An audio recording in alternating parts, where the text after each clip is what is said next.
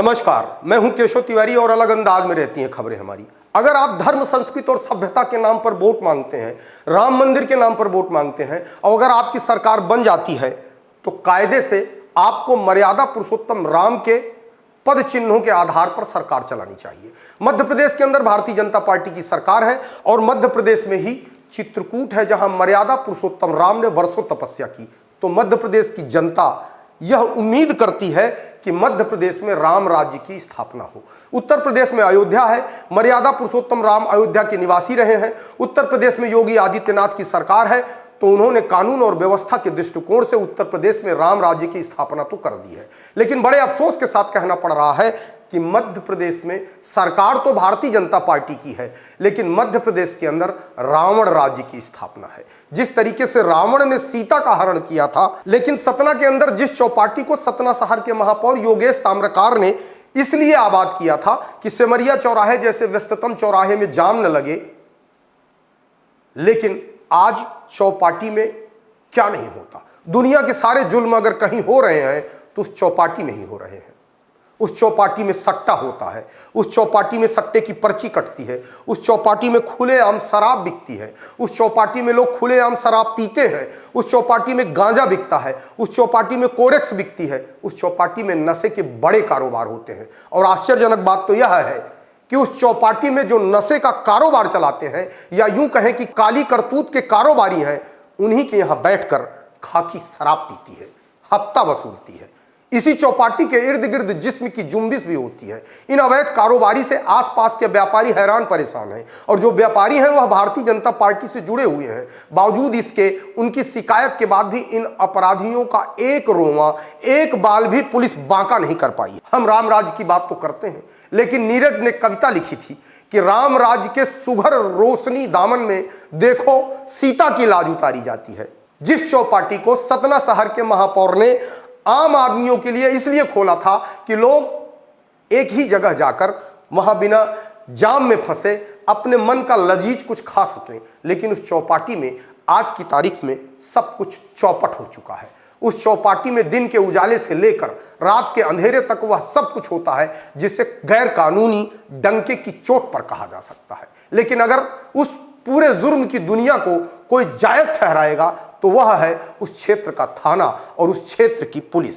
उसके अलावा अगर विश्व के अंधों का भी सम्मेलन कर दिया जाए वहां पर, तो वो भी यह कह देंगे कि जुर्म की सबसे बड़ी रियासत है ये चौपाटी। उस चौपाटी में सट्टे की पर्ची कटती है, उस चौपाटी में शराब बिकती है, उस चौपाटी में गांजा बिकता है, उस चौपाटी में खुलेआम लोग शराब पीते हैं, यहां तक कि पुलिस वाले भी। बात राम राज्य की जाती है, लेकिन जिस तरीके का नज़ारा चौपाटी में देखने को नजर आता है उसे देखकर तो यही कहा जा सकता है कि जब कौरवों के हवाले लोक सत्ता हो तो इस तरीके के दृश्य सामने आएंगे ही। महाभारत के काल में भी दुशासन ने द्रौपदी का चीरहरण किया था और सत्ता सिंहासन मूक दर्शक बनकर इस पूरे नज़ारे को देखता रहा। ठीक उसी तरह चौपाटी में एक अजय नामक व्यक्ति जो दुशासन का पर्याय था, उसने एक महिला को न सिर्फ पीटा बल्कि उसे अर्धनग्न भी कर दिया और जनता ठीक उसी तरीके से तमाशबीन बनी रही जिस तरीके से महाभारत के दौरान भीष्म और पांडव, कौरव सब लोग तमाशबीन बनकर दुशासन का वह कृत्य देख रहे थे जिसमें द्रौपदी का चीरहरण किया जा रहा था। लेकिन द्रौपदी तो किसी तरीके से कृष्ण की आराधना करके निर्वस्त्र होने से बच गई। अजय जिस महिला को निर्वस्त्र करने पर तुला हुआ था वह किसकी आराधना करती। आज की तारीख में तो लाज बचाने का, कानून का राज कायम करने की जिम्मेदारी पुलिस के पास है, लेकिन पुलिस अपने आप में खुद दुशासन के साथ गठबंधन कर चुकी है। अब आज की पुलिस से यदि आप यह कल्पना करते हैं कि वह किसी द्रौपदी की लाज दुशासन से बचा लेगी तो शायद नहीं। एक तरफ वह महिला पिट रही थी, पीटने वाले ने उसे अर्धनग्न कर दिया, महिला चिल्ला रही थी, लेकिन किसी भी व्यक्ति ने महिला की चीख और चीत्कार का असर नहीं हुआ। जहां पे शिखंडी मौजूद हूं वहां पर किसी महिला की चीख और चीत्कार का असर हो भी नहीं सकता। कोई भी व्यक्ति उस महिला को बचाने या उसकी इज्जत आबरू को ढकने का प्रयास नहीं किया, क्योंकि वहां चौपाटी है और वहां उपस्थित लोग ज्यादातर चौपट संप्रदाय के लोग थे जिनकी नजदीकियां संस्कारों से कम बल्कि कुसंस्कारों से अधिक है। इसलिए आज सतना शहर के सिमरिया चौराहे में कुसंस्कारों का कोलाहल इस कदर गूंजा कि जो भी इस वीडियो को देखेगा, जो भी इस घटना को सुनेगा, उसकी रूह कांप जाएगी। सतना शहर के सबसे मुख्य चौराहे पर इस तरीके की घटना हो रही है और लोग इस पूरी घटना का तमाशबीन बनकर आनंद ले रहे हैं। इस देश में इस तरीके की घटनाएं होती ही रहेंगी, क्योंकि किसी भी अधिकारी के ऊपर किसी भी बात की जिम्मेदारी फिक्स नहीं की गई है। किसी भी क्षेत्र में बड़ा से बड़ा अपराध हो जाए, लेकिन उस क्षेत्र के टीआई के विरुद्ध कोई कार्यवाही नहीं होगी। और जब किसी अधिकारी के ऊपर कोई जिम्मेदारी फिक्स नहीं होती है तो कोई भी अधिकारी गंभीर नहीं होता है। इस तरीके के अपराध को रोकने के लिए सतना जिले में मर्यादा पुरुषोत्तम राम ने तपस्या की है।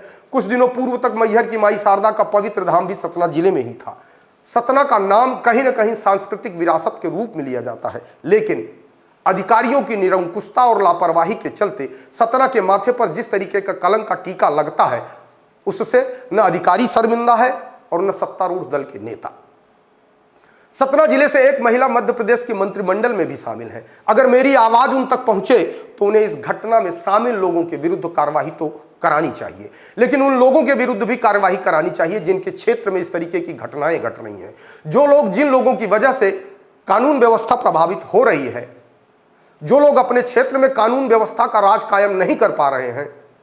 एक तरफ मध्य प्रदेश के मुख्यमंत्री मोहन यादव जबलपुर में इन्वेस्टर मीट कर रहे हैं और देश विदेश के उद्योगपतियों को मध्य प्रदेश में उद्योग लगाने के लिए आकर्षित कर रहे हैं। और इसी मध्य प्रदेश में सिमरिया चौराहे में सरेआम एक महिला को निर्वस्त्र करने का प्रयास किया जाता है।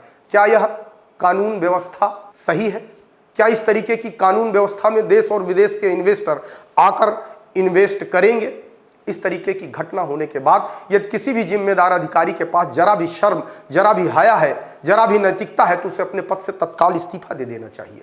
लेकिन बेशर्मी का आलम यह है कि जब इस तरीके की घटनाएं किसी दूसरों के साथ होती हैं तो किसी को भी बुरा नहीं लगता, किसी को तकलीफ नहीं होती।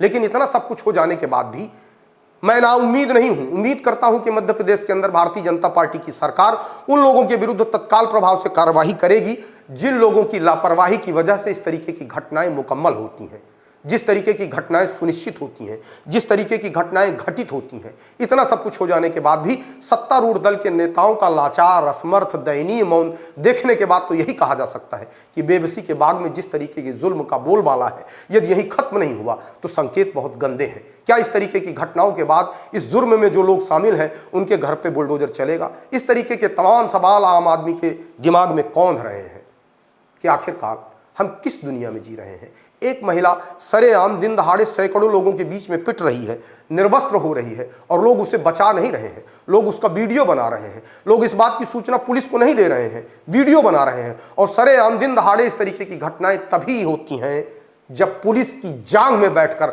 अपराधी मंजन कर रहा होता है। हालांकि जो वीडियो जारी हुआ है उसके संबंध में विशाल खबर ने कोलगवा थाने के टीआई सुदीप सोनी से बात करने की कोशिश की और उनके मोबाइल पर फोन लगाया, लेकिन उनका फोन उठा नहीं। कुछ लोग इस वीडियो के संबंध में कह रहे हैं कि यह वीडियो पुराना है। मान लेता हूं कि यह वीडियो पुराना है, लेकिन सवाल यह उठता है कि अगर यह वीडियो पुराना है तो क्या जिस व्यक्ति ने उस महिला के साथ मारपीट की उसके विरुद्ध आज तक कोई कार्रवाई हुई? यदि नहीं हुई तो क्यों नहीं हुई? और यदि हुई तो पुलिस प्रशासन को, आम जनता को यह बताना चाहिए कि ऐसे व्यक्तियों के विरुद्ध पुलिस ने कार्रवाई की। विशाल खबर ने कोलगवा थाने के टीआई को सिर्फ इसीलिए फोन किया था कि इस संबंध की हकीकत जान सके, लेकिन बहुत संभव है कि पुलिस महकमे के अधिकारियों के पास तमाम व्यस्तताएं होती हैं, उनने फोन नहीं उठाया। लेकिन मेरा सवाल फिर वही है कि यह घटना आज की है या पुरानी है या वर्षों पुरानी है। सवाल यह उठता है कि अगर अपराधी का वीडियो वायरल हो रहा है तो उस अपराधी के विरुद्ध कार्रवाई होनी चाहिए। आपको हमारी खबरें कैसी लगती हैं कमेंट बॉक्स में आके कमेंट कर सकते हैं, लाइक कर सकते हैं, शेयर कर सकते हैं। और यदि आपको हमारी खबरें अच्छी लगती हैं तो विशाल खबर चैनल को सब्सक्राइब करना।